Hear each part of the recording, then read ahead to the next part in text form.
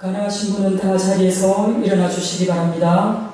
2022년 9월 25일 성령 강림 후 16번째 주일 예배를 하나님 앞에 올려드리겠습니다.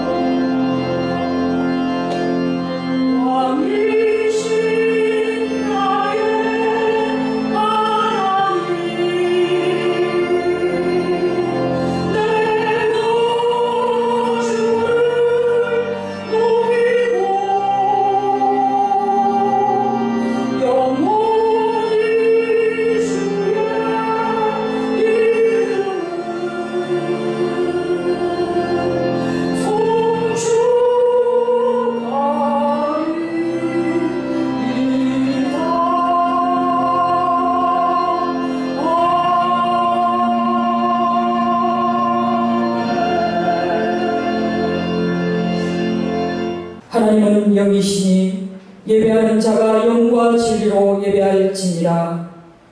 찬송과 경배와 존귀와 영광을 받으시기에 합당하신 하나님 아버지, 거룩하고 복된 주일 주님의 아름다운 성전으로 우리를 불러주시고 성자 예수님의 그 보배로운 피를 지나 하나님의 은혜의 보좌 앞으로 담대히 나아갈 수 있도록 은혜 내려주시니 감사합니다.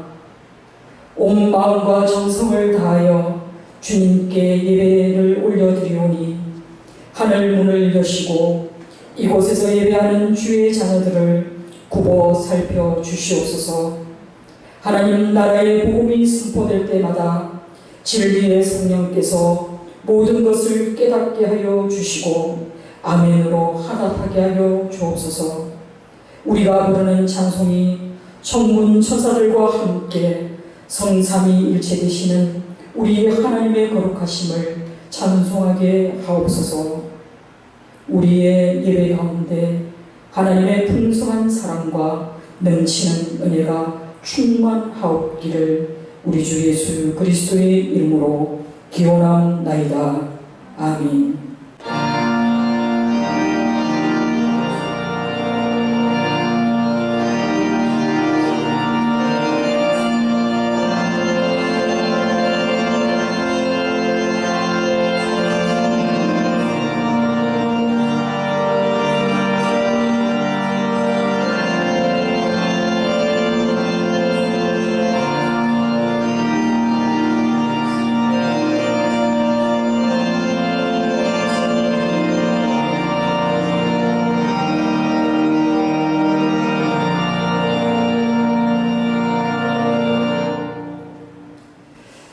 찬의 기도를 드리도록 하겠습니다. 친애하는 교우 여러분, 이제 조용히 눈을 감고 한 주간의 삶을 돌아보시기 바랍니다. 그리고 찬의 기도를 드립시다. 거룩하고 긍휼하심이 무궁하신 하나님 아버지, 지나간 시간을 되돌아보며 회개하기 원합니다. 완고하고 완악한 우리의 마음의 껍질을 벗고 우설초로 우리의 마음을 정결하게 하여 주옵소서. 정직한 영을 새롭게 하여 주시옵소서. 회개할 마음과 자복할 마음을 우리에게 허락하여 주시옵소서. 이제 주님의 발 아래 엎드려 우리의 죄를 고하오니 사함의 은총을 베풀어 주시옵소서. 다 같이 참회의 기도를 드리도록 하겠습니다.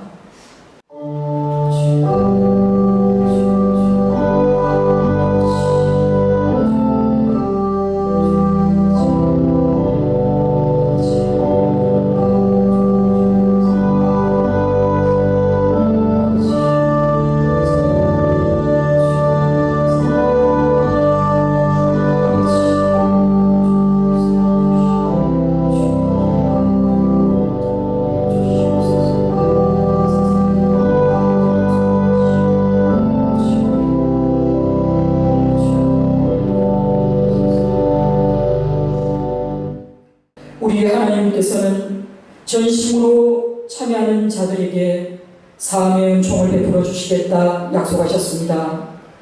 여호와께서 말씀하시되 오라 우리가 서로 변론하자. 너희의 죄가 주홍 같을지라도 눈과 같이 희어질 것이요 진홍같이 붉을지라도 양털같이 희게 되리라 약속하신 말씀에 의하여 우리의 죄가 사함을 얻었음을 확신합니다. 아멘. 다같이 찬송가 8장 찬양하겠습니다.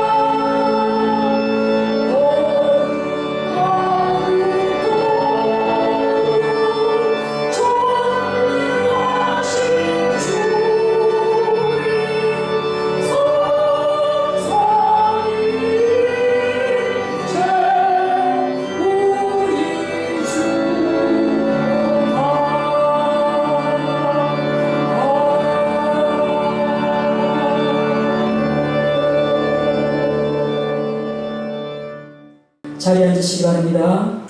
성시 교독하도록 하겠습니다. 저와 여러분이 함께 읽을 성시 교독은 교독문 35문입니다. 교독문 35문입니다. 만군의 여호와여, 주의 장막이 어찌 그리 아름다운지요. 내 영혼이 여호와의 완전을 사모하여 생각하며 내 마음과 육체가 살아계시는 하나님께 부르짖나이다. 주의 제단에서 참새도 제 집을 얻고 제비도 새끼둘 보금자리를 얻나이다.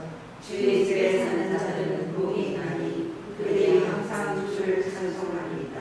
주께 힘을 얻고 그 마음에 시온의 대로가 있는 자는 복이 있나이다. 그들이 눈물 골짜기로 지나갈 때 그곳에 많은 샘이 있을 것이며 이른 비가 복을 채워주나이다.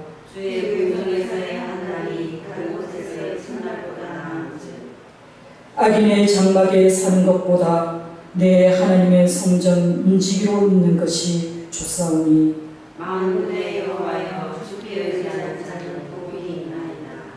아멘. 사도신경으로 우리의 신앙을 고백하도록 하겠습니다.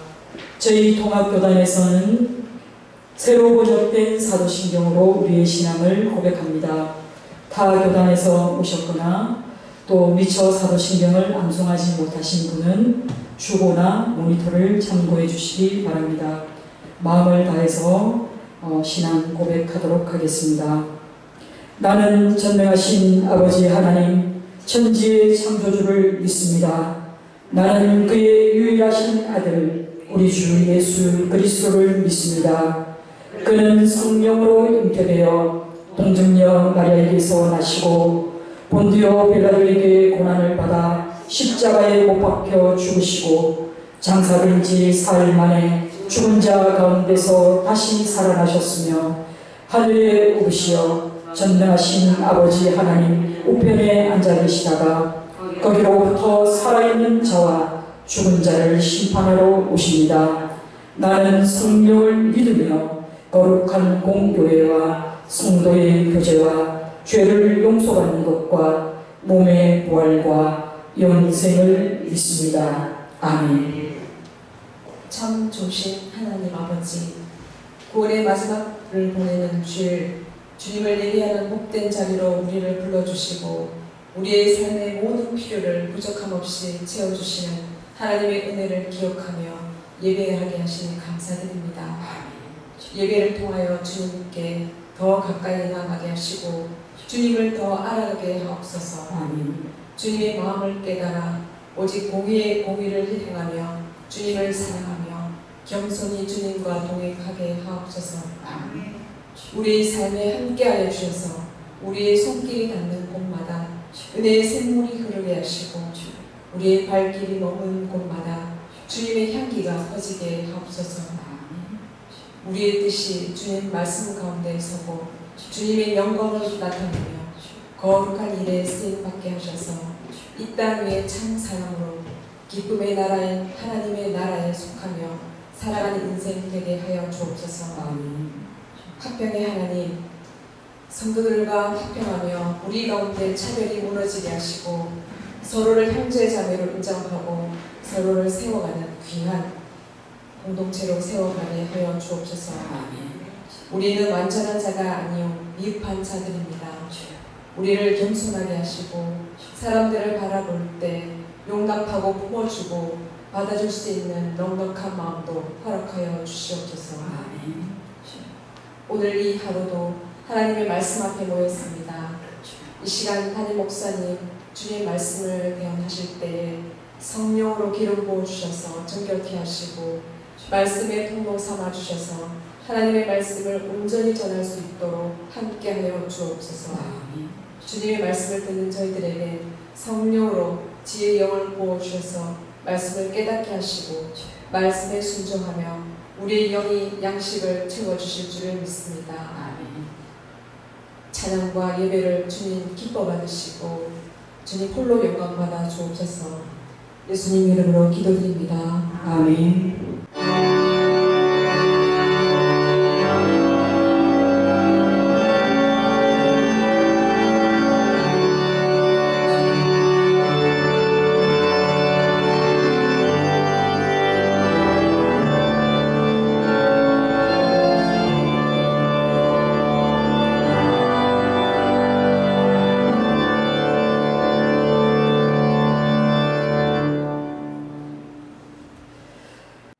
다 같이 찬송가 364장 찬양하겠습니다.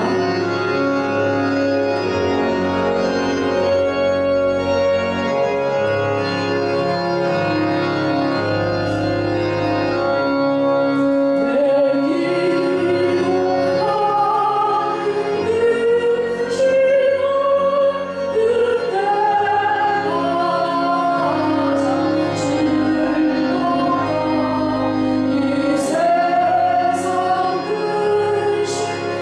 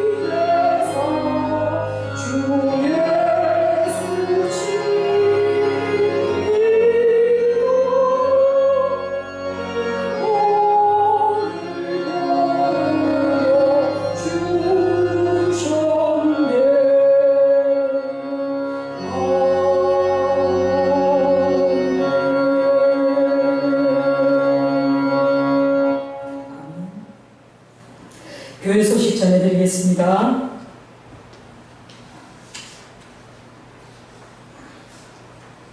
여러분 주보를 참고해 주시기 바랍니다.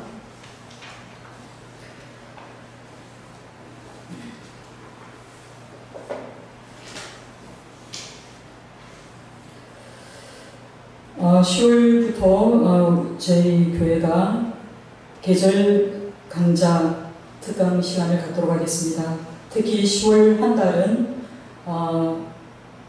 저희 교회에서는 2단 경계 달로 정하였습니다. 그래서 10월 2일 그리고 10월 30일에 어쩌면 또 한 주 정도 더 제가 2단 특강을 하게 될지도 모르겠습니다.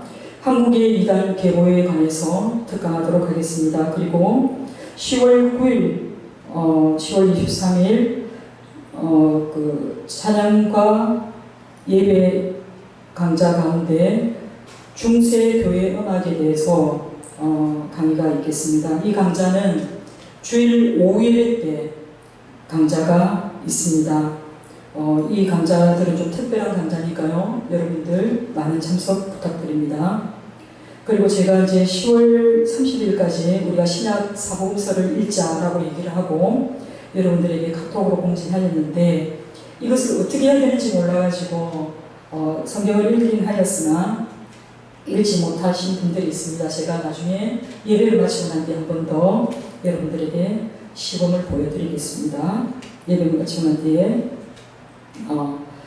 자세히 설명드릴 테니까 말씀 읽고 또 말씀 하루하루 묵상하신 것을 올리는데 지장이 없기 바랍니다. 그리고 매일 만나 큐티가 아주 성도들 간의 은혜 가운데 잘 진행되고 있습니다. 그리고 큐티 10월, 11월, 12월 호가 나왔습니다. 저희 교회에서 한 부씩 여러분들에게 드리니 받아가시고요.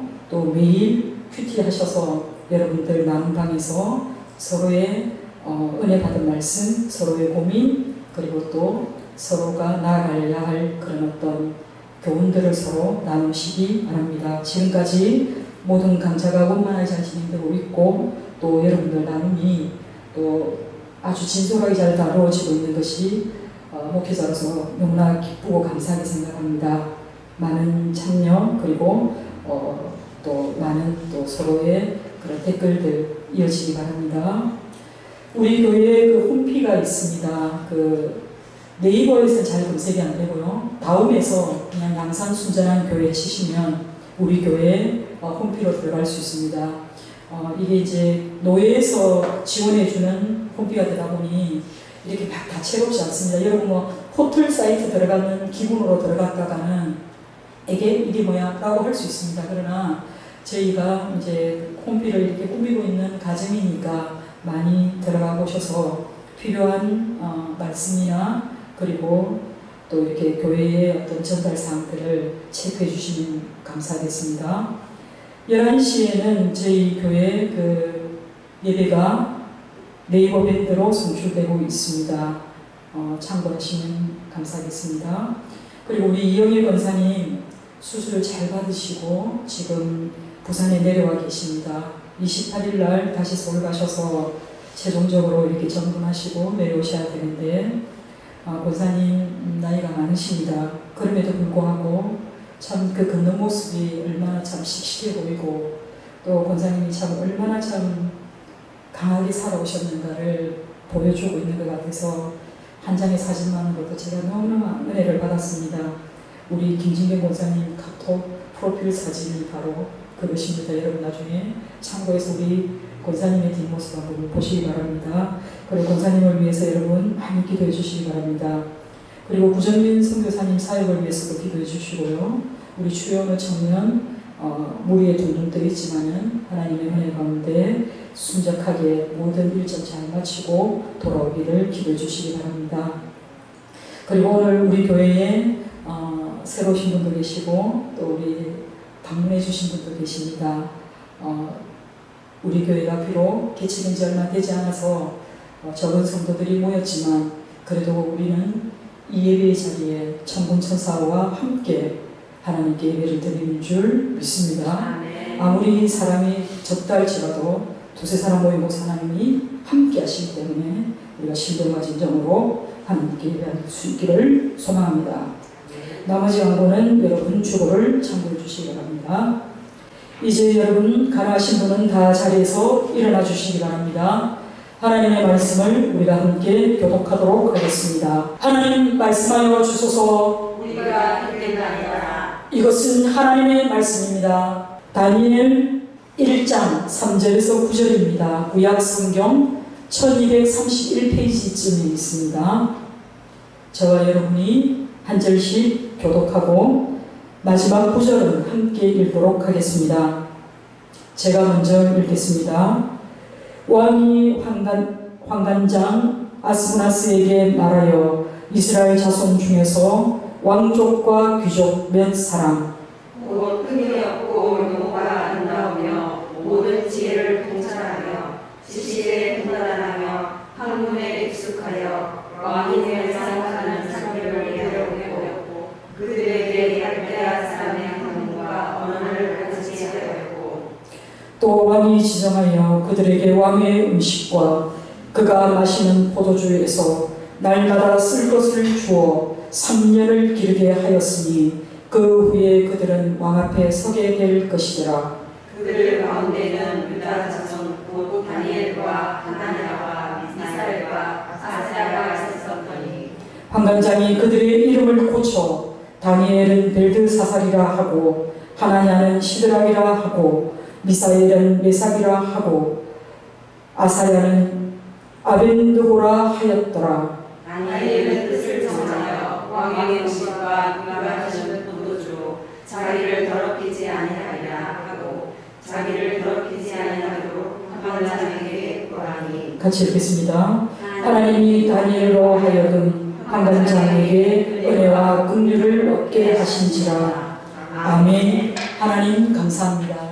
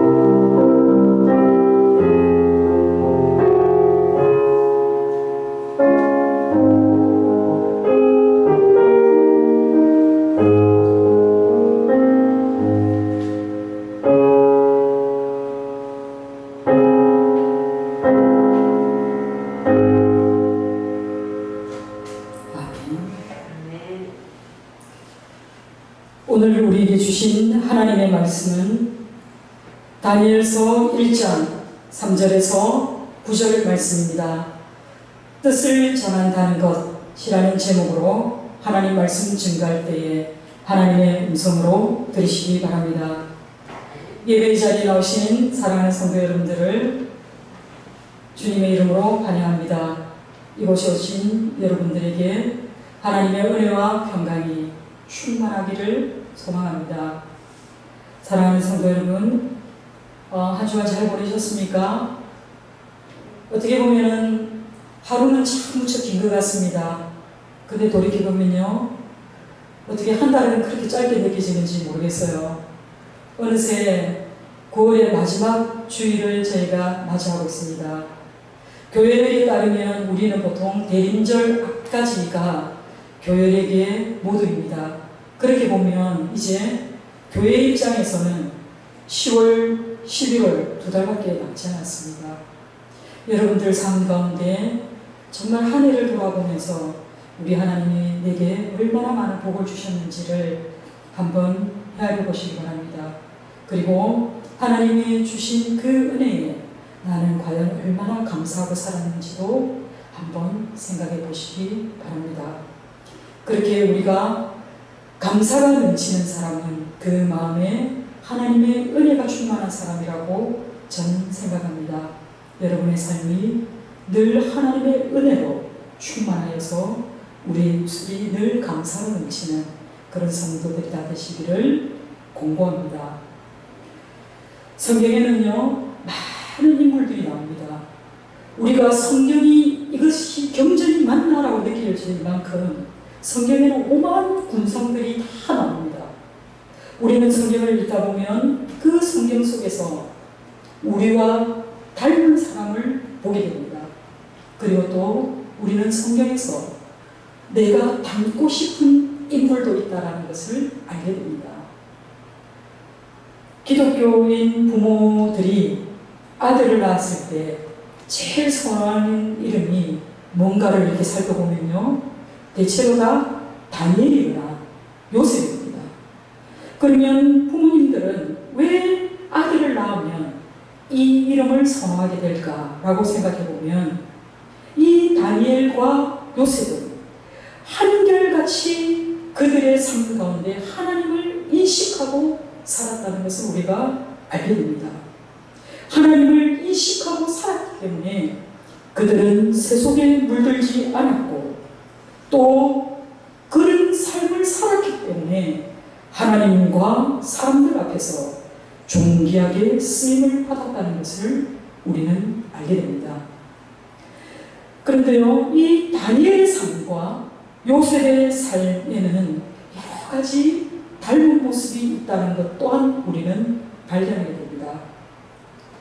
요셉은 어떤 사람입니까? 요셉은 17이라는 나이에 애국으로 종으로 팔려왔습니다. 그렇다면 다니엘은 어떨까요? 다니엘이 바벨론으로 포로 갈 때 그 당시에 다니엘은 15살쯤 되었다라고 얘기합니다. 이 두 어린 소년들이 한 사람은 애굽 땅에, 한 사람은 바벨론 제국에 끌려가서 포로로 살아가는, 노예로 살아가는 그런 불운한 운명의 소유자들이었다고 성경은 얘기합니다. 그리고 요셉과 다니엘은 둘 다 성경에서 발견할 수 있는 가장 어려운 사람에 속합니다. 그들은 남에게 해를 끼친 적이 없습니다. 그들이 섬기는 그 사람들에게 오히려 하나님의 복이 임하도록 해주었던 사람들이 바로 이들입니다. 그리고 다니엘과 요셉은 이방 나라에서 이스라엘 하나님의 백성들을 보존하는 큰 일을 감당했습니다.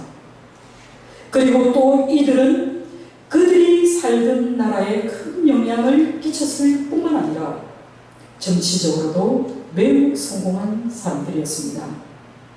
이들의 성공의 비결은요, 하나님이 그들에게 꿈을 주셨고 또 그 꿈을 해몽할 수 있는 능력을 주셨기 때문입니다. 이들이 풀이했던 꿈은 그들의 백성들에게만 영향력을 미친 것이 아니라 그들이 섬기고 있던 이방 나라에게도 복이 되었습니다. 또 요셉이 보디발의 아내의 유혹을 뿌리쳤던 것처럼 다니엘은 왕이 하사한 음식의 유혹을 뿌리쳤다는 것입니다. 또 마지막으로 이 두 사람은 비록 이방 땅에서 그들의 생애를 끝마쳤지만 그들은 반드시 하나님이 이들 백성을 회복시켜 주실 것이고 반드시 그들을 약속의 땅으로 인도해 주실 것을 그들은 굳게 믿었습니다.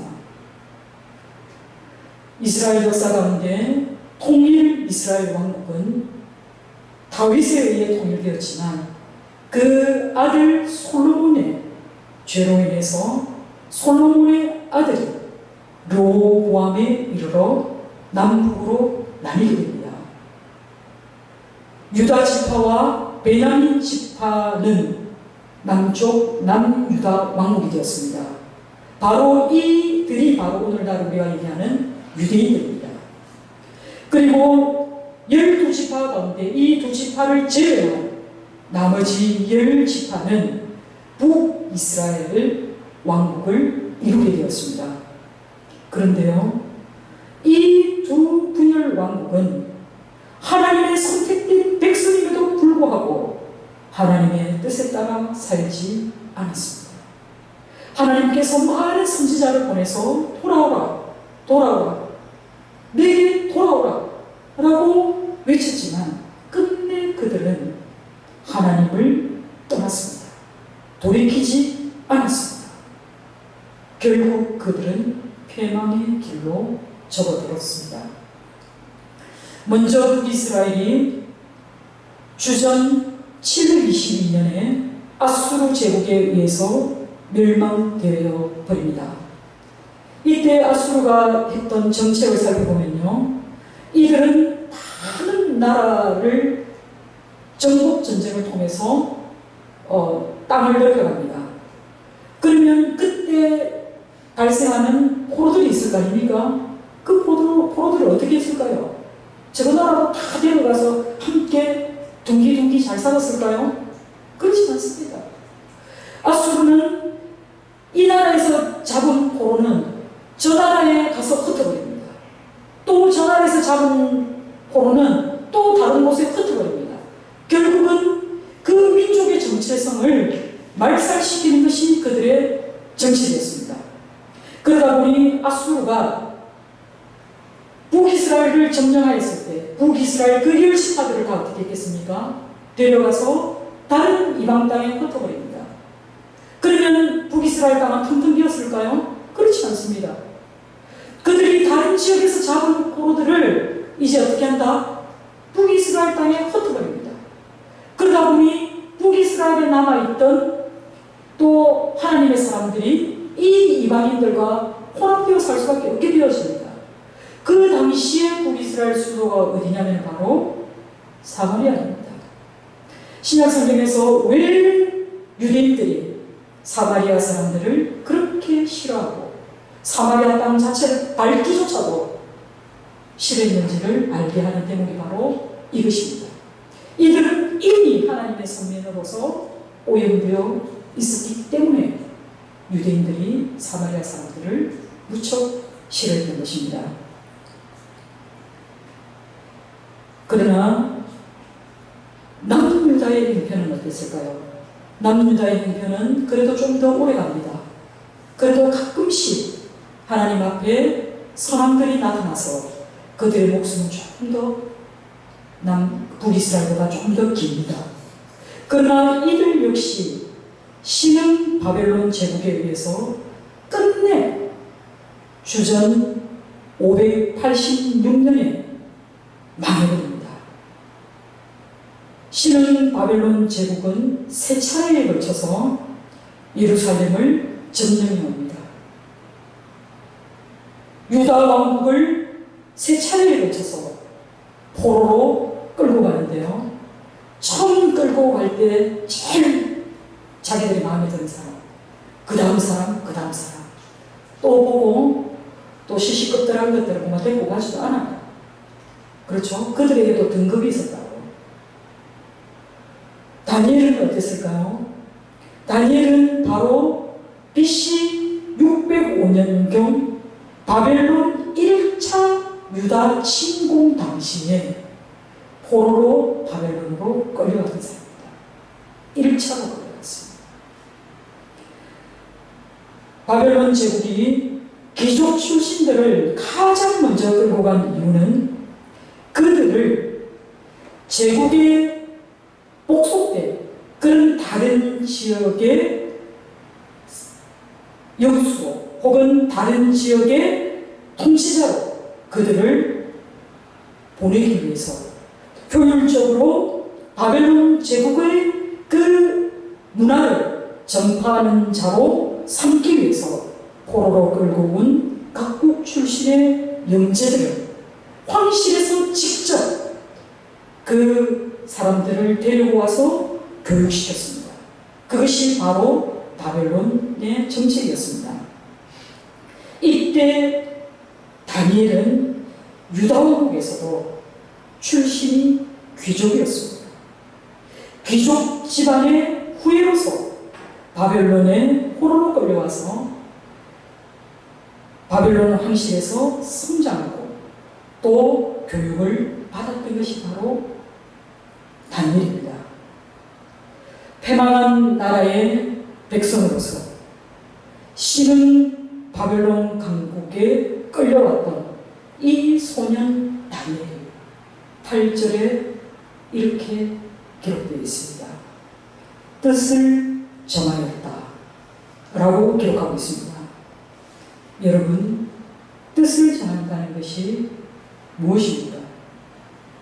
그리고 선명한 뜻이 이끄는 대로 살아가는 사람의 모습은 어떤 것일까요?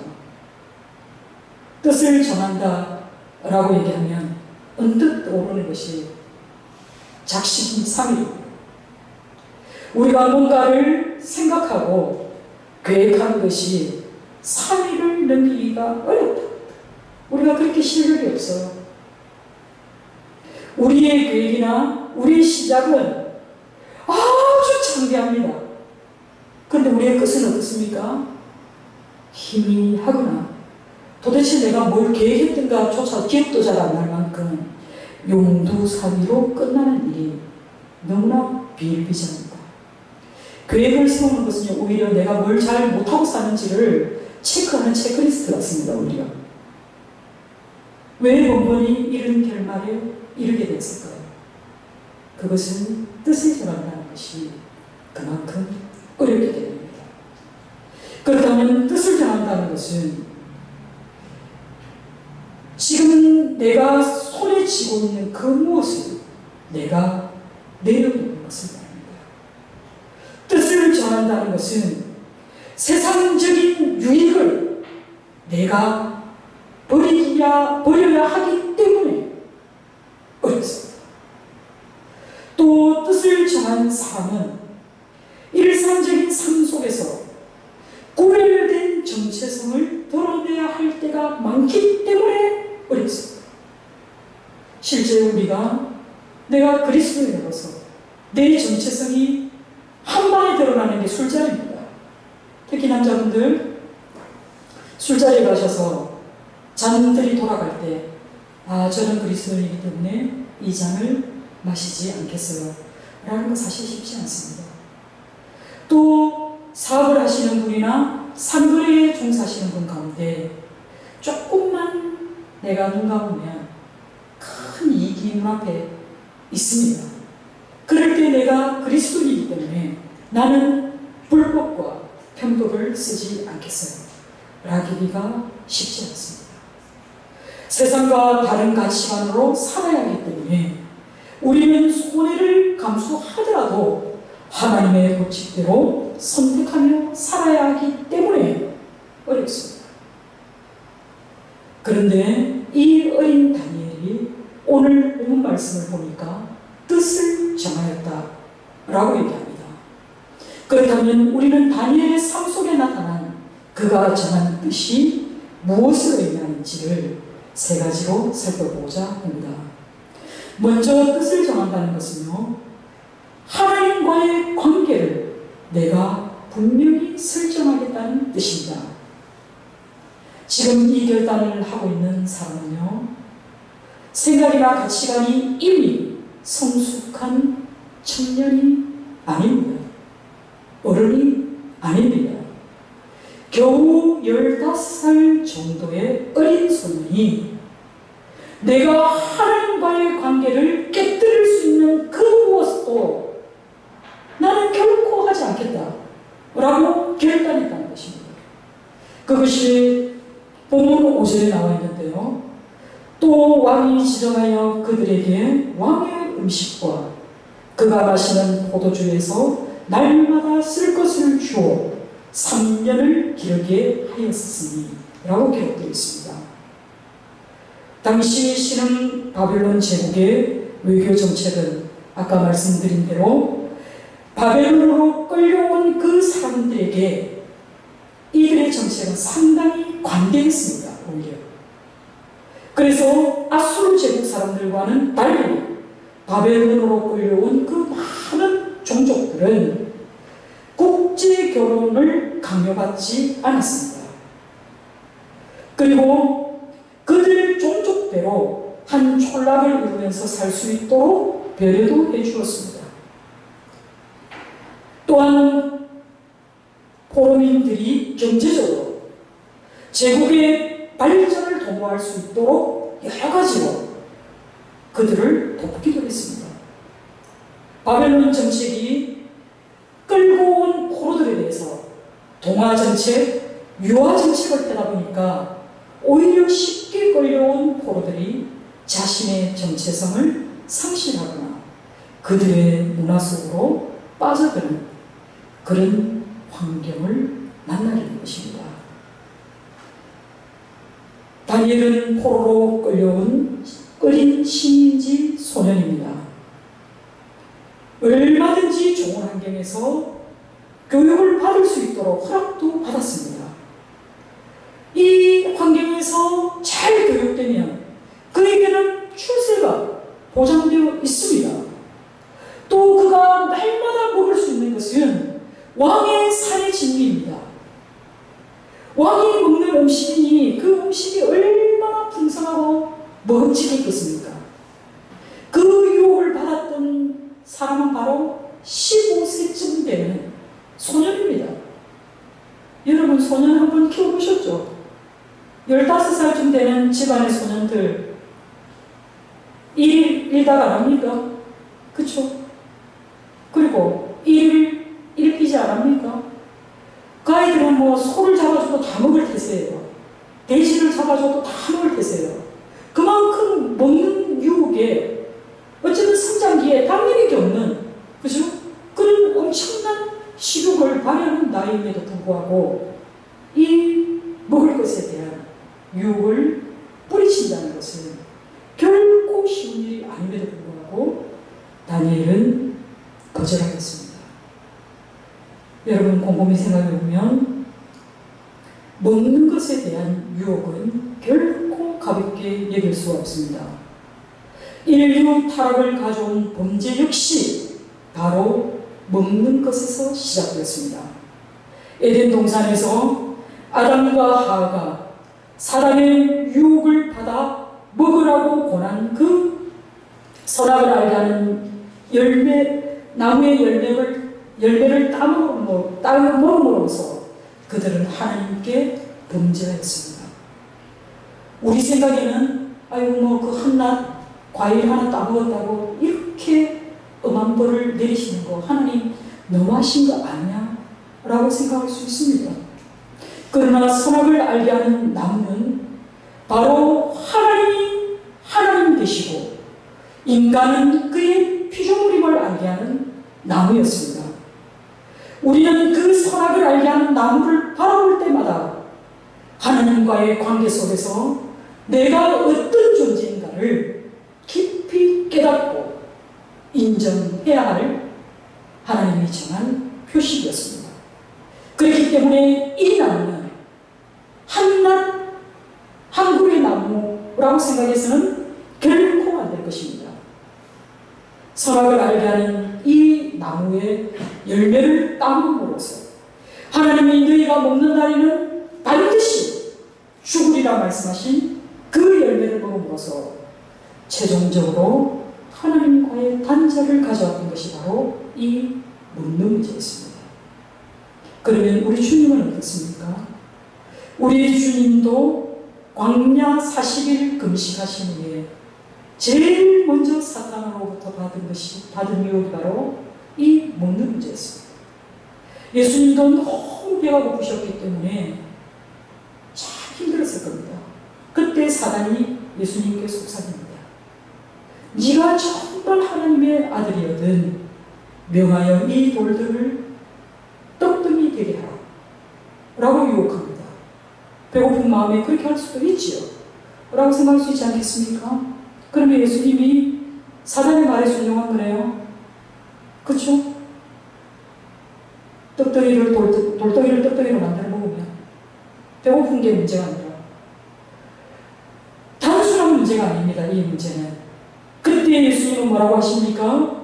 사람이 떡으로만 살 것이 아니요 하나님의 입으로부터 나오는 모든 말씀으로 살 것이라고 말씀합니다.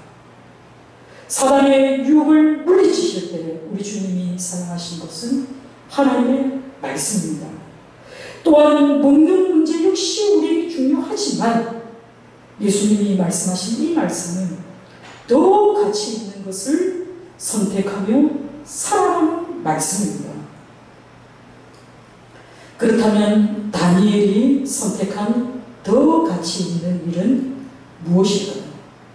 그것은 8절에 다니엘은 뜻을 정하여 왕의 음식과 그가 마시는 포도주로 자기를 더럽히지 아니하리라 하고 자기를 더럽히지 아니하도록 환관장에게 구하니라고 기록하고 있습니다.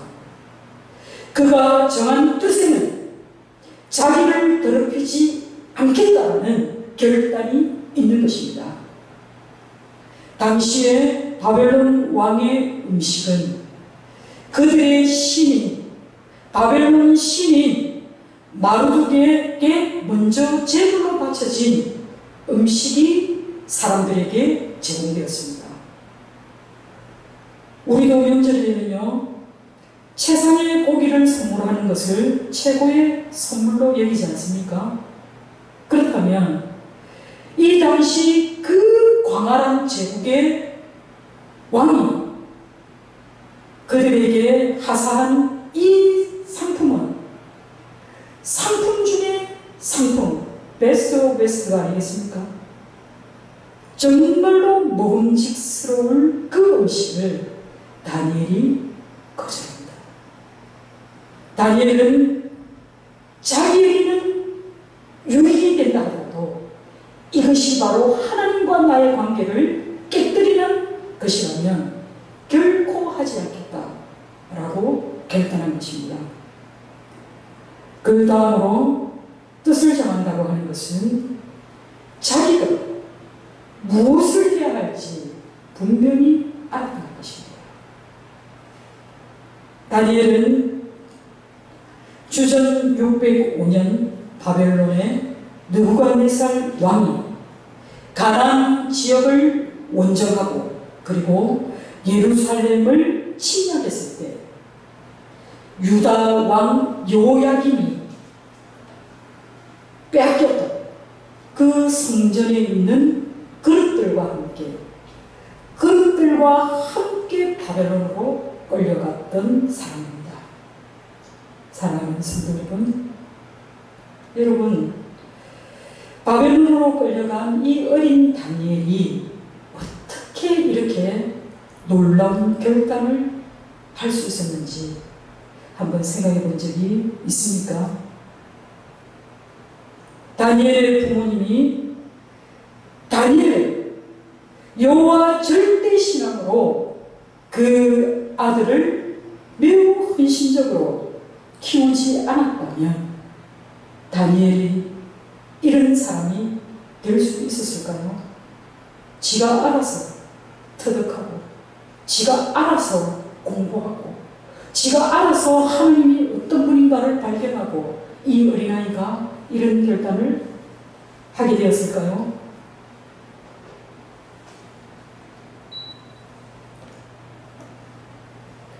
이것은 바로 그들의 부모의 헌신 때문입니다. 부모된 여러분, 자녀를 다니엘과 같은 인물로 키우기 위해서는 먼저 여러분이 하나님 앞에 바르고 정직하게 그리고 경건한 예배자가 서시기 바랍니다. 예부터 우리는 자녀들은 부모의 뒷모습을 보고 자란다는 말을 합니다. 우리가 어떤 말과 훈계로 자녀를 교육하기보다 내 모습을 통해서 아이들이 하나님을 보는 것이 더 중요한 일입니다. 우리가 삶을 대하는 태도가 오히려 더 운명보다도 더 큰 소리로 우리 아이들에게 교훈하고 있다는 것을 반드시 기억하시기 바랍니다.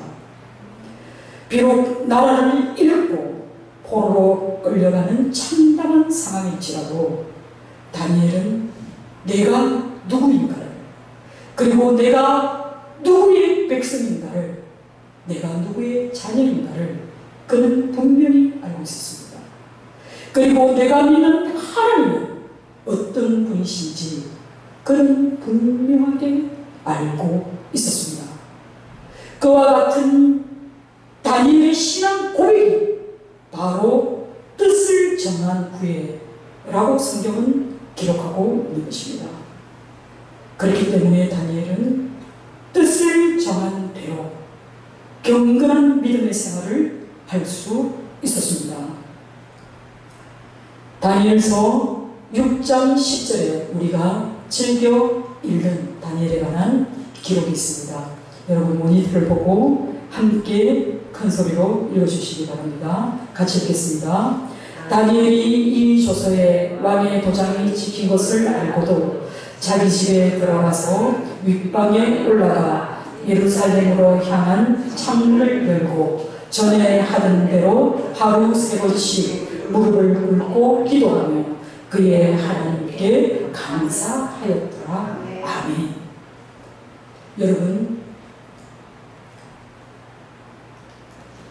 다니엘에게 전달된 이 조서의 내용은요, 무엇이냐면 30일 동안 누구든지 바벨론 왕 이외에 어떤 신에게나 어떤 사람에게나 무엇을 구하면 안 된다는 거예요. 만약에 어떤 신이나 어떤 사람에게도 뭔가를 구한다, 즉 기도하면 어떻게 하겠다? 사자굴에 던져버리겠다는 그런 내용입니다. 이 조서의 내용을 다니엘은 이미 알고 있었습니다. 그러나 다니엘은 비록 내가 사자굴에 던져진다 할지라도 그는 하나님께 기도하기를 멈추지 않았습니다. 두려움의 문을 꽁꽁 잠그고 몰래 숨어서 기도한 것이 아니라 늘 하던 습관대로 윗방에 올라가 예루살렘을 향해서 창문을 열고 그가 하루에 3번씩 하나님께 기도했다. 세상의 이목이 두려워서 3번씩 드리던 기도를 한 번이나 2번으로 줄인 것도 아닙니다. 그는 늘 이렇게 내가 하루에 3번씩 기도하게 할 수 있는 이 시간 너무 감사합니다. 그래서 그는 하나님께 감사의 기도를 매일, 그것도 3번씩, 이 조서에 따르면 사자굴에 던져질지라도 그는 그 기도를 멈추지 않았다고 성경은 말씀하고 있습니다. 왕의 법령을 위반하여 사자굴에 던져질지라도 그는 하나님께 기도하며 감사하였습니다. 세상 권세와 세상의 유혹은 우리와 하나님의 관계를 끊어놓기 위해서 끊임없이 위협합니다. 때로는 거부할 수 없는 힘으로 그 거대한 힘이 우리를 옥죄어 올 때가 많이 있습니다. 그러나 세상의 길과 하나님의 길이 우리에게 선택을 요구할 때 여러분 과감하게 하나님의 길을 선택하는 것이 바로 생명의 길인 줄 믿으시기 바랍니다. 다니엘의 믿음과 그의 결단은 그가 자기의 이름을 얼마나 소중하게 여겼는지에 대해서도 잘 들어가고 있습니다. 본문 7절에 환관장이 그들의 이름을 고쳐 다니엘은 벨드사살이라 하고 하나냐는 시드락이라 하고 미사엘은 메삭이라 하고 아사랴는 아벤느고라고 하였더라 라고 기록하고 있습니다. 여러분, 다니엘의 이름의 뜻이 뭔지 아십니까? 다니엘의 이름은 하나님은 심판주시다라는 뜻입니다. 또는 하나님이 심판하신다 라는 뜻입니다. 그러나 바벨론 한간장인 아스마스는 이 포로로 끌려온 소년들의 이름을 바꾸어 놓습니다. 이름을 바꾼다는 것은 곧 그들의 정체성을 바꾸었다는 것입니다. 다니엘에게 부여한 이름이 무엇입니까? 벨드사살입니다. 벨드사살의 이름은요, 벨이여 그의 생명을 지켜주옵소서 이런 뜻입니다. 또 벨이 보호자 되신다 라는 뜻입니다. 그럼 벨은 뭘까요? 벨은 바로 바벨론의 신, 바벨론의 달신의 이름입니다. 여호와 하나님이 너를 지키는 것이 아니라 벨, 바벨론의 신이 너를 지킬 것이다 라는 이름으로 다니엘의 이름을 바꾸어 놓았습니다. 그런데요, 바벨론 한간장이 다니엘을 벨드사살이라고 불렀지만 다니엘은 자기 자신의 이름을 한 번도 벨드사살이라고 고백한 적이 없다는 것입니다.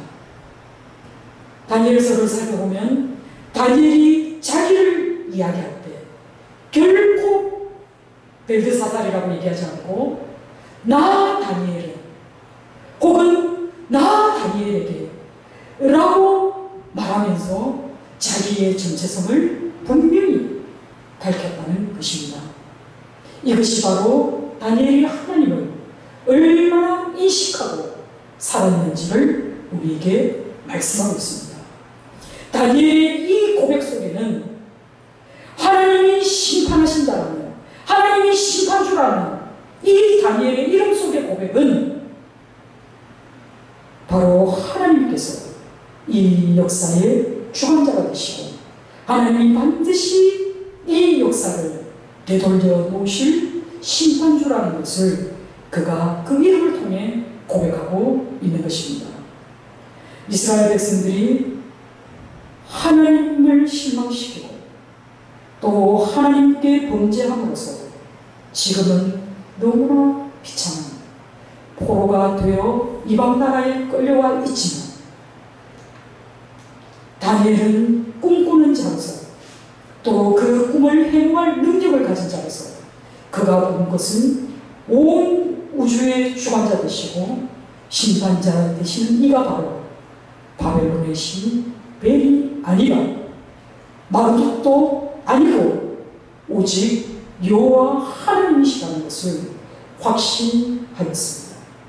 그렇기 때문에 다니엘서에서는 이방 신들이 전혀 실력을 발휘하지 못하고 오히려 그 모습조차도 드러내고 있지 않다는 것이 다니엘서의 특징입니다.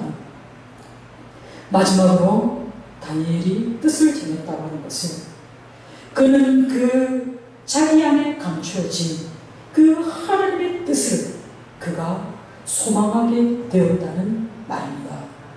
본문 9절에 하나님이 다니엘로 하여금 환관장에게 은혜와 긍휼을 얻게 하신지라라고 말씀합니다. 이 말씀을 보면 사실 이게 뭔 소리고 참 이상하네. 하나님이 어떻게 환관장에게 다니엘이 은혜와 긍휼을 얻게 하셨을까라고 생각할 수 있습니다. 그래서 이 말씀을 세상적인 관점과 선지자적인 관점에서 얼마나 차이가 있는지를 보여주고 있는 것이 바로 이 한 줄 말씀입니다. 다니엘서에는 이와 같은 사실을 무려 3차례나 강조하고 있습니다. 사실 고대 사회에서요, 전쟁은 바로 신들의 전쟁이었습니다. 내가 믿는, 우리 민족이 믿는 그 신들이 우리를 대신해서 싸운다라고 생각했던 것이 바로 고대의 전쟁이었습니다. 그래서 세상적인 관점에서 보면요, 이스라엘 백성들이 이제 바벨론에게 멸망당해서 포로로 끌려온 것은 이스라엘의 하나님 여호와가 바벨론의 그 신 마르도에게 패배한 것이 아니냐라고 생각할 것입니다. 그러나 선지자는 뭐라고 얘기합니까? 실제로는 하나님께서 자기 백성을 바벨론의 손에 넘겼기 때문에 빚어진 일이라고 증거하고 있습니다. 이것이 1장 2절의 말씀입니다. 그렇다면 세상적인 관점에서 보면 다니엘과 그의 세 친구들은 우상에게 바쳐진 그 고기 먹는 것을 거절하였습니다. 그렇지만 고기를 먹지 않아도 그들이 살 수 있었던 것은 그들이 황관장과 그들의 관계가 좋았기 때문에 그런 거 아니냐. 그렇게 얘기할 수 있습니다. 황관장이 그들을 배려했으니까 이런 일이 있지 않았냐라고 얘기할 수 있지만 오늘 9절에서 뭐라고 얘기합니까? 실제로는 하나님이 일이 이렇게 되도록 그 보이지 않는 손으로 조정하셨다라고 말씀하시는 겁니다. 그리고 세 번째로 세상적인 관점에서 보면 이 다니엘과 세 친구가 바벨론의 지혜자들보다도 더 뛰어난 그런 사람이 된 것은 바벨론에서 그 포로로 끌려온 아이들을 잘 교육시켜줘가지고 그들을 좋은 요직에 배치해 주었으니까 오히려 느부갓네살 왕의 배려 때문에 생긴 결과가 아니냐라고 생각할 수 있습니다. 그러나 다니엘서 1장 17절에 뭐라고 얘기합니까? 1장 17절에 하나님께서 이 소년들에게 지혜를 주셨다라고 말씀했습니다. 이 소년들을 거부할 수 없는, 비록 포로의 아이들이지만 거부할 수 없는 지혜로운 자들이었기 때문에 요직에 등용할 수밖에 없었다는 것입니다. 사랑하는 성도 여러분, 우리는 지금까지 다니엘이 뜻을 정하고 그가 하나님께 감사 기도를 드릴 수 있었던 그 근간에는 그가 하나님을 어떻게 바라보기를 원했는지, 그의 신앙관이 어떠했는지를 우리는 살펴보았습니다. 우리 눈에 비춰지는 이 현실이 다가 아니라는 겁니다. 우리가 바벨론의 여러 강변에서 거기에 앉아서 시온을 기억하며 울었다라고 시작되는 시편 137편은 포로로 끌려온 이 백성들이 얼마나 처량한 그 포로 길을 거쳐야 했는지를 대변해주는 시편의 말씀입니다. 고통과 좌절과 괴로움 속에서 절망과 슬픔으로 실험해야 했던 그 이스라엘 백성들을 하나님께서 위로하시고 소망을 주신 것입니다. 그 하나님의 음성이 바로 오늘 다니엘서를 통해서 우리에게 전해져 오는 것입니다. 다니엘 9장에 언급된 것처럼 다니엘의 기도를 통해서 이 다니엘은 하나님이 이 백성들이 포로로 끌려올 수밖에 없었던 것은 이들이 하나님의 언약의 백성으로서 하나님과의 약속을 지키지 않은 것에 대한 징계일 뿐이라는 것을 다니엘이 기도를 통해 알게 됐습니다. 징계가 영원할까요? 징계는 말 그대로 벌입니다. 내가 지금 지은 죄에 대한 벌입니다. 그렇다면 이 징계의 시간이 지나고 나면 하나님은 다시 약속의 땅을 회복하게 될 것이고 너는 그 약속의 땅으로 돌아가게 될 것이라는 또 다른 약속을 하나님이 주고 계시다는 것을 발견하였습니다. 그렇기 때문에 하나님을 신실하게 믿고 의지하는 주의 백성들은 어떤 고난이 닥칠지라도 우리 앞에 어떤 시련이 우리를 위험에 빠뜨린다 할지라도 우리는 결코 염려할 필요가 없습니다. 왜냐하면 우리 눈앞에 보이는 이 현실이 역사를 주관하시는 하나님의 선한 계획 가운데 있기 때문에 우리는 하나님을 신실하게 믿으면 되는 것입니다. 우리의 삶 속에 감추어진 하나님의 선한 뜻을 발견하기를 소망하는 것이 또한 하나님께로 뜻을 정한 사람의 태도일 것입니다. 사랑하는 성도 여러분, 이미 어린 시절부터 죽기까지 하나님에 대한 신앙을 저버리지 않은 그 순전한 믿음과 그 경건한 그의 신앙생활이 다니엘을 바벨론 제국은 물론이고 그 뒤에 일어나는 메대 바사 연합 가도 제국에 그리고 그 이후 통합된 바사 제국 초기에 이르기까지 상호 연속적으로 발행하는 그 제국 왕실에서 다니엘은 재정이 아직 분화되어 있지 않았던 그 곳에 황실 종교 자문위원으로서 부동의 종교적 지위를 누리며 일생을 마감하게 되었습니다.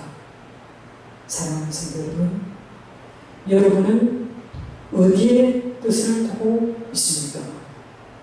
여러분의 뜻은 여러분 눈앞에 선명한 뜻입니까? 여러분이 정한 그 뜻이 바로 그 길이 여러분의 마지막 모습이 될 것입니다. 뜻을 반듯하게 세우고 그 길 위에서 좌로나 우로나 치우치지 말고 힘있게 살아가는 모든 성도들이 다 되시기를 주님의 이름으로 축원합니다. 기도하겠습니다. 어린 다니엘이 하나님께 뜻을 정하였더니 그의 삶이 어떤 상황 속에서도 요동하지 않고 반듯하게 묵묵하게 하나님의 길, 그 생명의 길을 걸어간 것을 오늘 말씀을 통해 알게 되었습니다. 부모된 자로서 우리의 아이들을 어떻게 키워야 할까? 어디에서 교육을 시키고 어디에서 더 좋은 선생을 만날까 염려하지 않고 하나님 앞에 바르고 정직한 자로 살 수 있도록 가르치고 또 본이 되는 우리 성도들이 되게 하여 주시옵소서. 하나님 말씀에 길이 있고 하나님의 말씀에 생명이 있음을 오늘 우리에게 말씀하여 주셔서 감사합니다. 예수님의 이름으로 기도드립니다. 아멘. 찬송가 515장 찬양하겠습니다.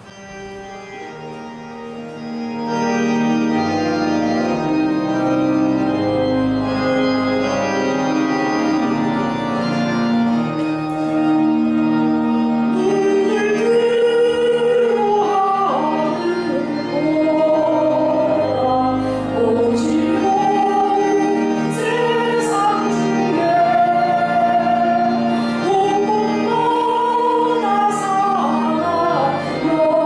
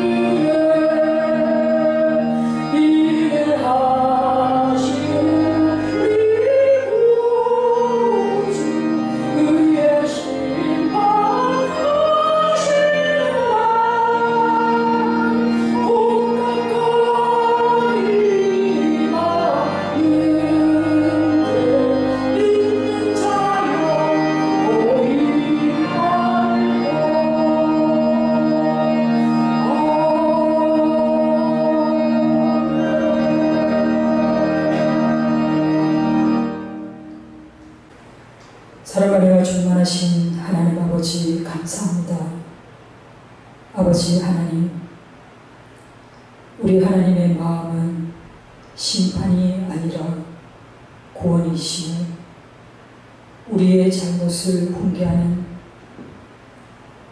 부모의 마음처럼 우리가 죄를 범하였을 때 속히 깨달아 알게 하시려고 우리에게 사랑의 매를 드시는 것처럼 우리의 삶 가운데 하나님의 말씀을 통해서 우리가 어떤 길로 살아야 할지 그 길을 가르쳐 주신 사랑의 하나님, 우리가 하나님의 말씀을 통해서 우리 하나님이 사랑이심을 깨닫게 하여 주시고 언제나 좋은 것으로 또 흔들어 넘치게 호하게 은혜 베푸시기 원하시는 하나님을 우리의 삶을 통해 알게 하여 주셔서 감사합니다. 아버지 하나님, 우리는 참으로 부족하고 우리는 참으로 나약하고 때로는 게으르고 때로는 하나님을 속이는 자들입니다. 그럼에도 불구하고 우리를 사랑하여 주시고 더 풍성한 것으로 더 많은 것으로 우리에게 은혜 내려주시기를 원하시는 그 하나님 덕에 우리의 삶 가운데 거두어드린 좋은 것을 고백하여 하나님 앞에 올려드립니다. 아버지 하나님, 이 물질을 드리는 성도들의 삶을, 이들의 삶의 자리를 우리 하나님이 누구보다도 더 잘 아십니다. 아버지 하나님, 이들의 삶 가운데 하나님 친히 개입하셔서 막히고 닫힘이 없는 형통함의 복으로 이들의 삶을 이끌어 주시옵소서. 하늘의 신령한 것과 땅에 기름진 것으로 늘 풍성히 채워주시되 이것이 하나님의 축복의 통로로서의 걸음이 되게 하여 주시옵소서.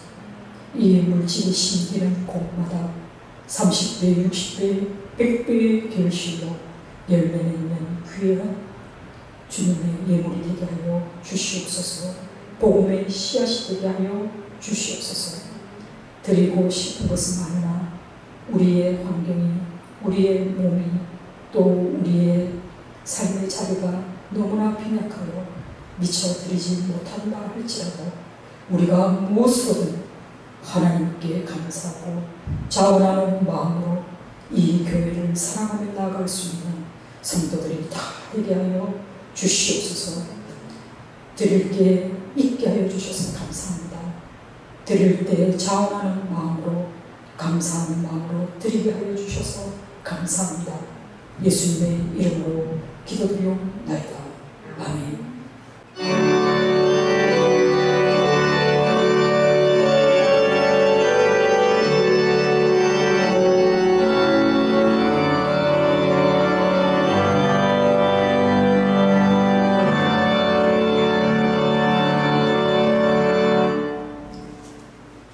다 같이 일어나셔서 파송의 찬송 찬양하겠습니다.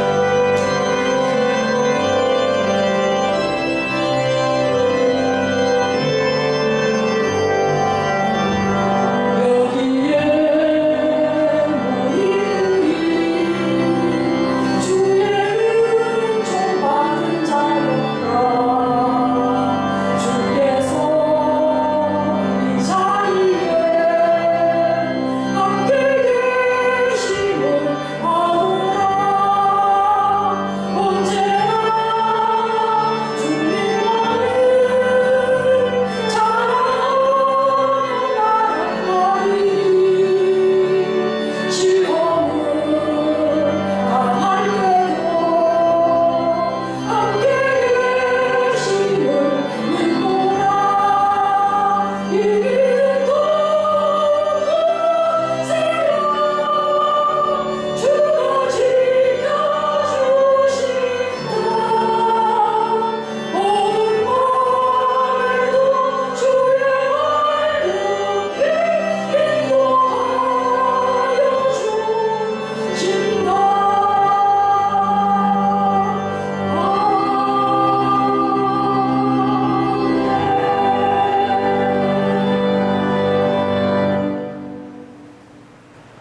지금은 우리 구주 예수 그리스도의 은혜와 하나님 아버지의 만극하신 사랑하심과 성령 하나님의 감화감동 교통하심의 역사가 뜻을 정하여 하나님 앞에 처음부터 끝까지 바르고 정직하게 섰던 다니엘처럼 뜻을 정하여 하나님 나라에 이르기까지 성도의 길을 주 예수 십자가의 길을 걷기로 다짐하는 성도들 머리머리 위에 이들의 삶과 이들의 가정과 이들의 모든 관계 속에 삼위의 은총 지금으로부터 영원할지어다. 아멘.